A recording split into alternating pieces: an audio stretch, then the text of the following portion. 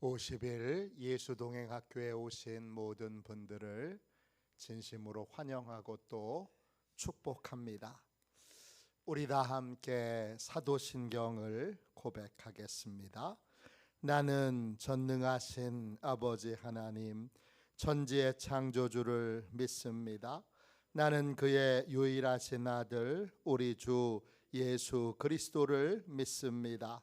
그는 성령으로 잉태되어 동정녀 마리아에게서 나시고 본디오 빌라도에게 고난을 받아 십자가에 못 박혀 죽으시고 장사된 지 사흘 만에 죽은 자 가운데서 다시 살아나셨으며 하늘에 오르시어 전능하신 아버지 하나님 우편에 앉아 계시다가 거기로부터 살아있는 자와 죽은 자를 심판하러 오십니다.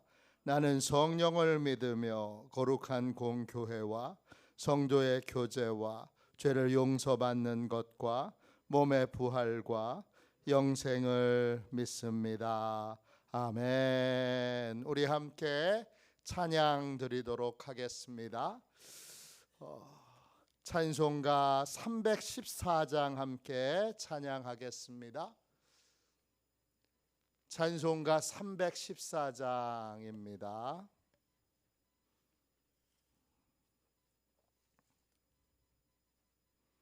(314장) 함께 찬양하겠습니다. 내 구주 예수를 더욱 사랑 엎드려 비는 말 들으소서. 내 진정 소원이 내 구주 예수를 더욱 사랑 더욱 사랑. 예전에 세상 나 기뻤어도 지금 내 기쁨은 오직 예수. 다만 내 비는 말 내 구주 예수를 더욱 사랑 더욱 사랑. 이 세상 떠날 때 찬양하고 숨질 때 하는 말 이것일세. 다만 내 비는 말 내 구주 예수를 더욱 사랑 더욱 사랑. 아멘. 아침에 드리는 기도를 같이 드리겠습니다. 금요일 아침에 드리는 기도를 같이 드리겠습니다. 함께 기도하겠습니다. 주님, 제 영혼이 잠잠히 주님만 기다립니다. 나의 구원은 오직 주님에게서 나오기 때문입니다. 자비로운 주님, 이 시간 제게 임재해 주셔서 제 마음의 기쁨과 평안을 가득 부어주시고 제 모든 길을 인도하셔서 오늘 하루의 시간이 주님의 사명을 이루는 복된 날이 되길 원합니다. 예수 그리스도의 이름으로 기도합니다. 아멘. 하나님 말씀을 같이 보겠습니다. 요한복음 13장 34절 35절입니다. 신약성경책 171쪽입니다.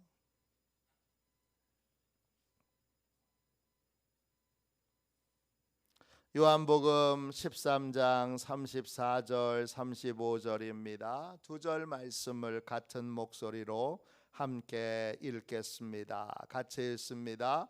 새 계명을 너희에게 주노니 서로 사랑하라.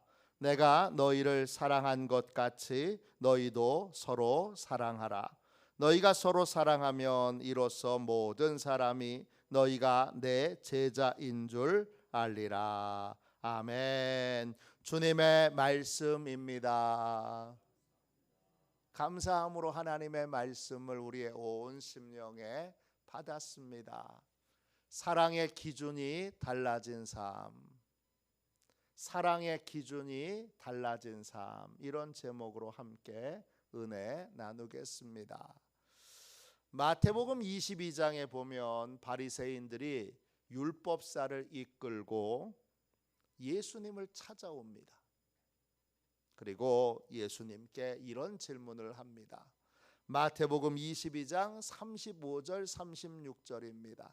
그 중에 한 율법사가 예수를 시험하여 묻되 선생님, 율법 중에서 어느 계명이 크니까? 율법사는 예수님께 하나님이 우리에게 주신 율법 중에 가장 큰 계명이 뭐냐고 묻습니다. 유대인들은 모세 오경에 나와 있는 율법을 613개로 정리를 했습니다. 그 중에 248개가 하라는 명령입니다. 그리고 365개가 하지 말라는 명령입니다. 금지 명령과 권유 명령, 이 두 가지의 명령을 주님이 우리에게 주셨는데, 이 계명을 서로 순종하다 보면 계명끼리 충돌하는 일들이 생겨났습니다. 그럼 그때마다 어느 계명이 더 크냐, 이걸 가지고 논쟁했고, 궁극적으로는 그러면 하나님의 모든 계명 가운데 제일 큰 계명은 뭐냐, 이걸로 치열하게 논쟁을 했습니다. 예수님은 율법사의 이 물음에 즉시 이렇게 대답하십니다. 마태복음 22장 37절 38절입니다.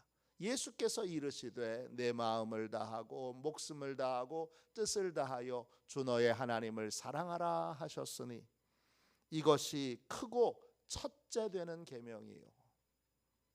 예수님은 지체 없이 말씀하셨습니다. 성경에 나와 있는 모든 계명 중에 가장 큰 계명은 하나님을 사랑하라는 것입니다. 이때 사랑한다라는 말이 헬라어로 아가파오입니다. 좋아한다, 그리워한다, 잘 되길 바란다, 이런 뜻도 있지만 우선권을 둔다, 이런 말이 있습니다. 하나님을 사랑하는 건 하나님께 우선권을 드리는 겁니다. 내가 원하는 삶을 사는 게 아니라 하나님이 원하시는 삶을 사는 겁니다. 이게 하나님을 사랑하는 것입니다.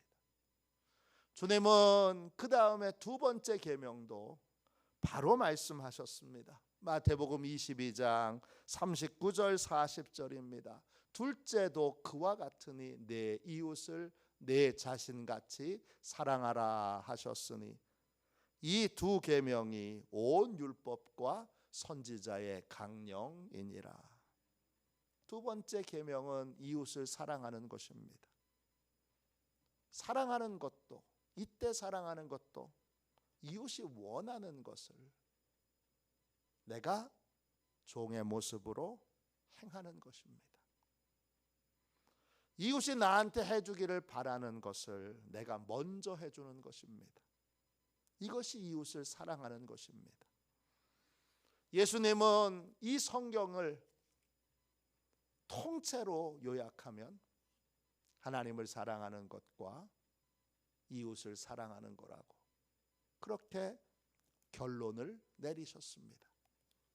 이 성경 전체를 하나님 사랑과 이웃 사랑으로 정리하신 예수님은 자기 사람들, 즉 예수님을 주님으로 고백한 사람들에게는 이 두 계명마저도 하나로 요약하셨습니다.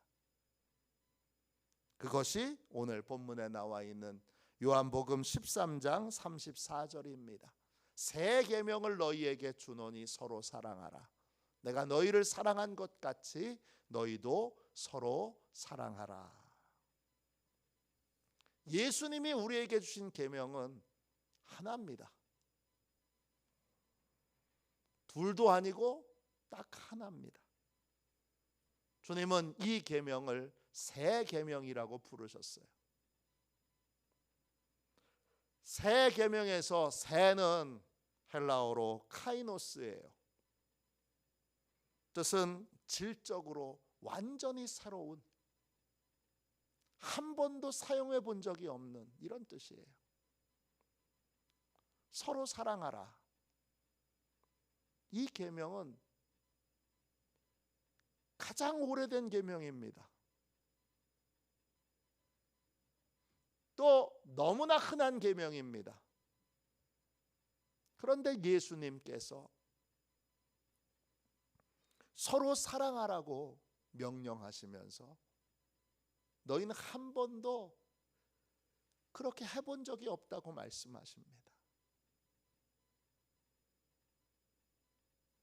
여러분의 생각은 어떻습니까? 서로 사랑하라. 주님이 한 번도 너희는 이 계명을 지켜본 적이 없다 말씀하십니다. 우린 분명히 서로 사랑하는데 한 번도 해본 적이 없는 계명이라고 말씀하시니 당황스럽습니다. 서로 사랑하는데 주님이 말씀하신 사랑은 우리가 해왔던 사랑과는 다릅니다. 뭐가 다르죠? 기준이 다릅니다. 예수님은 그냥 사랑하라고 말씀하신 것이 아니라 네 마음대로 사랑하라, 네 감정대로 사랑하라, 네 느낌대로 사랑하라가 아니라 예수님이 나를 사랑하신 것처럼 그렇게 사랑하라고 명령하셨습니다. 이때 사랑은 앞에서 얘기했던 아가파오입니다.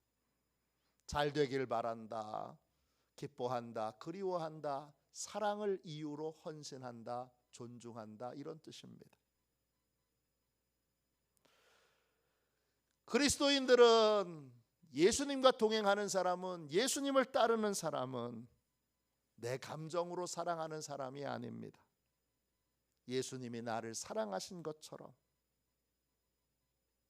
다른 사람을, 형제를, 이웃을 사랑해야 합니다. 예수님의 사랑이 기준입니다. 예수님이 나를 위해 자기의 생명을 내어주신 것처럼 내 형제를 위해, 내 이웃을 위해 내 모든 걸 아끼지 않고 베푸는 사랑을 해야 합니다. 전혀 다르죠. 주님이 자기의 생명을 아끼지 않고 내어주시면서 우리를 구원해 주신 것처럼 나도 내 형제를, 내 이웃을 나보다 더 잘 되기를 바라며 베풀고 나누고 섬겨야 합니다. 전혀 다르죠. 예수님께서 나와 만나는 것을 늘 환영하고 기뻐하는 것처럼 모든 형제들을 환영하고 기뻐해야 합니다. 나를 힘들게 하는 형제도, 나를 불편하게 하는 형제도, 또 나를 어렵게 했던 형제도 예수님의 기준으로 보면 환영하고 기뻐해야 합니다. 어우, 잘 왔어. 보고 싶었어. 잘 지냈어. 이래야 합니다. 또 예수님께서 나를 늘 그리워하는 것처럼 나도 늘 형제를 그리워하며 그 형제를 위하여 기도하는 일을 중단하지 말아야 합니다. 주님이 생명을 아끼지 않고 나를 존중하신 것처럼 나는 내 형제를, 내 이웃을 나보다 더 훌륭한 사람으로, 귀한 사람으로, 나보다 더 낮게 여기며 존중하는 삶을 살아야 합니다. 전혀 다르죠? 이 새로운 기준으로 사랑의 삶을 살 때 주님은 비로소 우리가 예수님의 제자라는 것이 입증된다고 말합니다. 요한복음 13장 35절입니다. 너희가 서로 사랑하면 이로써 모든 사람이 너희가 내 제자인 줄 알리라. 우리는 상처를 받으면 상처에 집중합니다. 우리는 분노하면 분노에 집중합니다. 그런데 예수님의 제자는 어떻게 하죠? 상처받을 때도 주님을 바라봅니다. 의식적으로, 의도적으로 주님께 집중합니다. 고통을 받는 순간에도 주님께 집중합니다. 거기서 결론이 납니다. 주님이 나한테 어떻게 하셨지? 주님이 나 같은 걸 어떻게 사랑하셨지? 주님이 나 같은 걸 어떻게 용서하셨지? 거기에서 결론이 납니다. 내가 상처받을 때, 또 불편한 사람을 만날 때, 무례한 사람을 만날 때, 그럴 때 나를 힘들게 하고 괴롭게 하는 사람을 만날 때 내가 뭘 보느냐에 따라서 보는 건 곧 따르게 됩니다. 상처를 계속 바라보면 나는 복수하고 보복하고 싶은 마음과 멸시하고 조롱하고 싶은 마음이 일어나게 됩니다. 그건 주님을 따르는 것이 아닙니다. 주님의 제자가 아닙니다. 주님의 제자는 그 순간에도 주님을 바라봐야 합니다. 주님이 어떻게 사랑하셨지? 주님이 어떻게 용서하셨지? 주님이 어떻게 이해하셨지? 바라봐야 합니다. 그럴 때 제자가 되는 것입니다. 우리가 예수님을 따르는 제자라는 증거는 우리가 얼마나 성경의 교리를 많이 알고 있느냐가 아니고, 또 얼마나 육체적인 봉사를, 또 육체적인 활동을 적극적으로 했느냐가 아닙니다. 예수님의 제자냐 아니냐를 결정하는 기준은 딱 하나인데, 그것은 사랑입니다. 사랑은 주님을 바라볼 때, 십자가를 바라볼 때, 늘 십자가에서 눈을 떼지 않을 때 할 수 있는 것입니다. 예수님의 제자라는 유일한 증거는 내가 얼마나 교회에 봉사를 많이 했느냐, 얼마나 신앙생활을 오래 했느냐, 다 이런 게 아닙니다. 예수님의 제자의 증거는 딱 하나입니다. 내가 말이 아닌 순수하고 적극적인 행동으로 사랑을 실천하고 있느냐입니다. 영국 성공의 목사이자 또 많은 분들에게 신앙적인 영향을 끼친 존 찰스 라일이라고 하는 분이 계십니다. 이분이 이 부분을 해석하면서 이런 말을 했습니다. 어떤 사람에게 사랑이 결핍되어 있다면 그것은 그 사람이 그리스도의 참된 제자가 아니라는 명백한 증거입니다. 그리스도인의 사랑은 한계가 없고 무한히 광대해야 합니다. 예수님께 배우는 사람, 예수님과 동행하는 사람, 예수님을 따르는 사람의 확실한 증거는 하나입니다. 사랑입니다. 예수님께서 나를 사랑하신 것처럼 나도 다른 사람을 사랑하는 것이, 형제를 사랑하는 것이, 이웃을 사랑하는 것이 예수님의 제자요, 예수님을 따르는 사람이요, 예수님과 동행하는 사람입니다. 다른 기준은 없습니다. 가장 분명하고 확실한 증거는 상처받을 때 뭘 보고 있느냐, 아픈 일을 겪을 때 뭘 보고 있느냐, 자존심 상할 때 뭘 보고 있느냐, 이걸로 결정됩니다. 미국 여자 선교사님 중에 메리 리드라고 하는 아주 위대한 선교사님이 계십니다.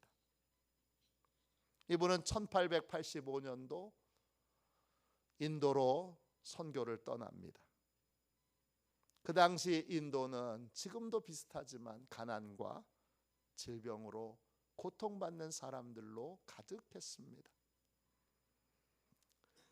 특별히 메리 리드의 관심을 끌었던 사람들은 치료의 사각지대에 있었던 나병 환자들입니다. 인도는 나병은 신의 저주를 받은 질병이라 그래서 아예 치료를 받고 있지 못했습니다. 메리 리드는 나병 환자들을 보면서 자신이 아무것도 할 수 없다는 것에 무력감을 느끼며 늘 나병 환자를 위하여 일할 수 있게 해달라고 하나님께 기도했습니다. 그러나 선교로 바쁜 이 메리 리드는 무턱대고 나병 환자들만 돌볼 수 없었습니다. 그러던 중에 메리 리드는 원인을 알 수 없는 병에 걸리게 됩니다.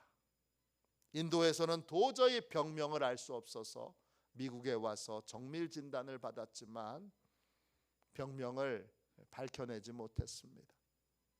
시간이 지나면서 그녀의 손가락에 감각이 없어집니다. 그녀의 얼굴에 반점이 생깁니다. 그리고 그 반점은 없어지지 않습니다. 마침내 의사가 그녀에게 나병 판정을 내립니다. 그녀는 신의 저주를 받은 질병, 나병에 걸린 채 교회로 돌아왔습니다. 주변에 그녀를 사랑하던 많은 사람들은 눈물을 흘리며 이렇게 외쳤습니다. 주님, 어떻게 좋은 일만 하시는 분에게 그런 무서운 병을 주셨습니까? 그런데 이 메리 리드는 교회 앞에 놓여 있는 제단에 가서 주님께 무릎을 꿇고 기도하면서 이렇게 기도합니다.